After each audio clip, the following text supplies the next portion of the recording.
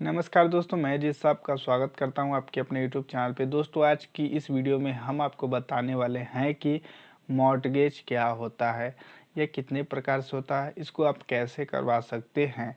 तो दोस्तों, आज की इस वीडियो में हम उसी की जानकारी देने वाले हैं। तो उसके लिए आप इस वीडियो को लास्ट तक जरूर देखिए और चैनल पर अगर नए हैं तो चैनल को सब्सक्राइब करें, बेल आइकन को दबाएं, जिससे कि हमारे चैनल पर जो भी नई अपडेट हो सबसे पहले आपको मिले। तो चलिए दोस्तों, वीडियो को शुरू करते हैं। तो दोस्तों, मॉर्टगेज क्या होता है? जब कोई व्यक्ति किसी भी प्रॉपर्टी के बेस पर लोन लेता है तो उसको मॉर्टगेज कहते हैं। कहने का मतलब है दोस्तों कि अगर आपके पास कोई घर है या फिर कोई प्लॉट है या फिर कोई एग्रीकल्चर ज़मीन है, अब आपको पैसे की ज़रूरत है, तो आप अपनी जो प्रॉपर्टी है उसको बैंक में गिरवी रख कर लोन को लेते हैं, तो उसको मॉर्टगेज कहते हैं। यह दोस्तों कई प्रकार से होता है। तो ये जो दोस्तों प्रॉपर्टी ट्रांसफ़र एक्ट 1882 की धारा 58A के तहत इसका जो डॉक्यूमेंट है तैयार करवाया जाता है। अब इसमें दोस्तों कई प्रकार से जो कंडीशन होता है उसके बेस पे मॉर्टगेज डीड तैयार होता है। तो दोस्तों, जो मॉर्टगेज डीड तैयार होती है इसमें दो पार्टी होती हैं, एक मॉर्टगेजर और एक मॉर्टगेजी। मॉर्टगेजर का मतलब है दोस्तों, जो व्यक्ति अपनी प्रॉपर्टी को बैंक के साथ गिरवी रखकर लोन ले रहा है वो मॉर्टगेजर होता है, यानी बंधक करता होता है। और जो मॉर्टगेजी होता है वो बंधक जो बैंक होता है या फाइनेंशियल इंस्टीट्यूट है ये होता है।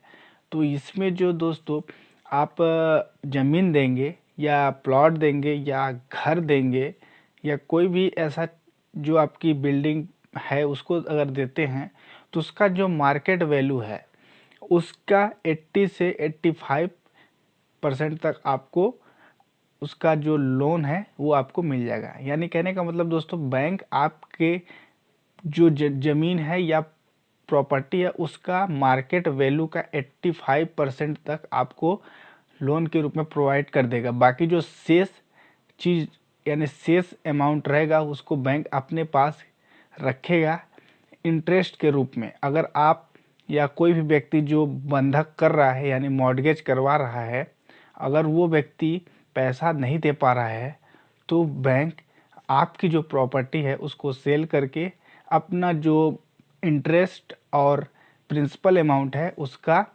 भरपाई कर लेगा।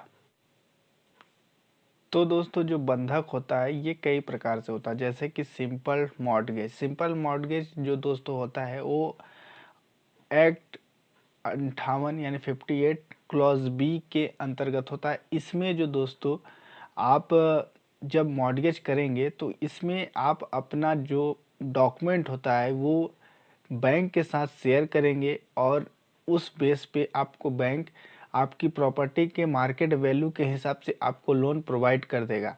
अगर आप बैंक का जो प्रिंसिपल अमाउंट होता है यानी जो लोन आपने लिया है और जितना इंटरेस्ट होता है बैंक का, अगर उसको पे नहीं कर पाते हैं तो बैंक के पास ये राइट होते हैं कि आपकी प्रॉपर्टी को सेल करके यानी बेच के आपका जो लोन का अमाउंट है और इंटरेस्ट अमाउंट है उसकी रिकवरी कर ले।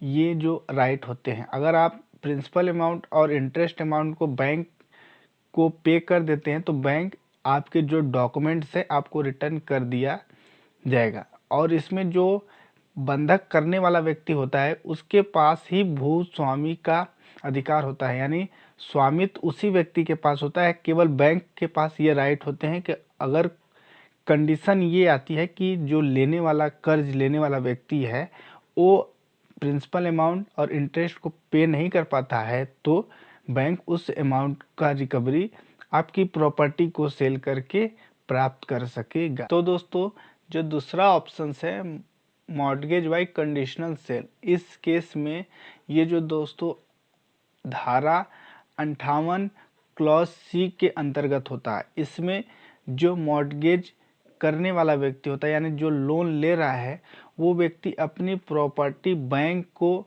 एक तरीके से कह सकते हैं कि सेल कर रहा है, जिसमें कंडीशन होती है कि अगर बैंक का पैसा जो लेने वाला लोन व्यक्ति है अगर वो व्यक्ति रिटर्न नहीं करता है तो उस व्यक्ति का जो प्रॉपर्टी है वो बैंक के नाम ट्रांसफ़र कर दिया जाएगा।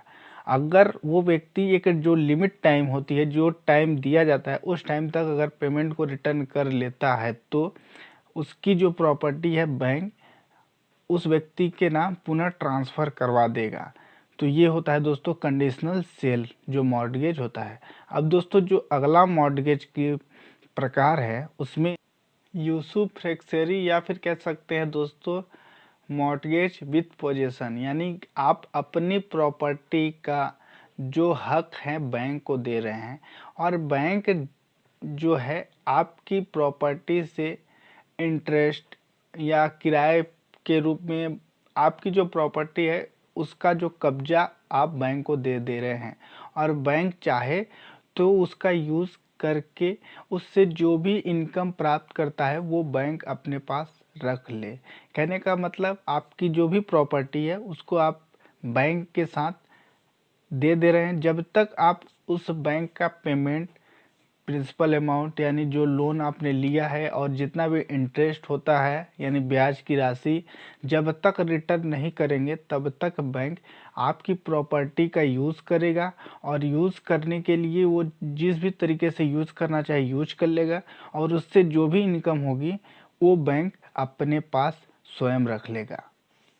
तो दोस्तों एक प्रकार होता है इंग्लिश मॉर्टगेज। इंग्लिश मॉर्टगेज का मतलब होता है कि दोस्तों आप अपनी प्रॉपर्टी का हक बैंक को दे रहे हैं, यानी बैंक के नाम अपनी प्रॉपर्टी को ट्रांसफ़र कर रहे हैं और अगर आप जो भी लिमिट टाइम है निश्चित डेट तक आप अपना जो लोन का अमाउंट पेमेंट नहीं करते हैं तो बैंक आपकी प्रॉपर्टी को सेल करके आपका जो भी लोन अमाउंट है उसकी रिकवरी कर सकता है। इसका राइट बैंक के पास होता है।